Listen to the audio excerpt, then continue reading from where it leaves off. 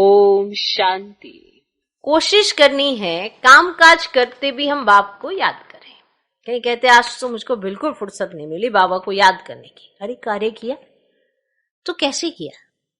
बिना बाप के कर लिया तो ये कैसा कार्य था? आप तो कलयुग में बैठ के कार्य कर रहे थे जब बाप की याद ही नहीं थी। ये एहसास क्यों नहीं होता कि ये जो कार्य भी दिया है, जो निमित्त मात्र हमको अपना भाग्य बनाने के लिए चांस भी मिला है, ये भी तो बाप की ब्लेसिंग है ना। आज उसने ताकत भरी है तो हम कर पा रहे हैं, ये भी तो बाप की ब्लेसिंग है ना। मैंपन किस बात का? फिर कैसे याद नहीं आया? याद तो आना चाहिए। अब किसी से कोई कार्य सीखते हैं तो उसकी स्मृति आती है कि नहीं आती है कि उसने ऐसे सिखाया था, उसने ऐसे करने के लिए कहा था, वो बुद्धि में रहता है कि नहीं रहता है? तो आपको किसने सिखाया? जब ये कहते हो मुख से कि बाप ने सिखाया है तो स्मृति में क्यों नहीं आता है? मैंपन क्यों आ जाता है कि मैं देखो कितना अच्छा कार्य करता हूं, मैं ही कर रहा हूं।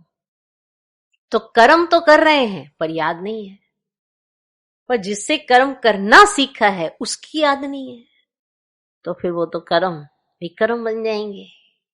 जबकि हमें इस समय कर्म सुकर्म बनाने हैं।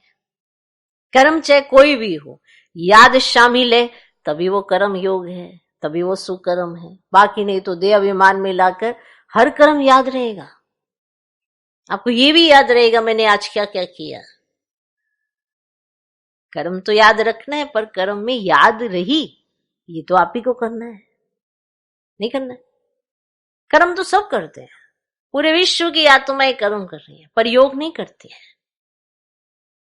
से कहीं सोच लेते हैं आज तो हमको फुर्सत ही नहीं मिली याद करने की, पर कर्म के साथ ही तो याद चाहिए ना। ऐसे तो कर्म कोई भी कर देगा। अब किसी को किराए पे ले आओ, उसको कोई ये कार्य करना है और उसको धनराशि दे दो, क्या वो नहीं करेगा?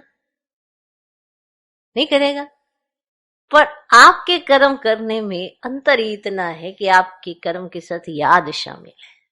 इसीलिए कई बार सेवा का जब चांस मिलता है तो कहते हैं हमारा भाग्य बनेगा। क्यों बनेगा? क्योंकि सेवा में हमें याद शामिल होगी तो भाग्य बनेगा। मैंपन आ जाएगा तो भी कहां भाग्य बनेगा। इस पर विचार जरूर करें।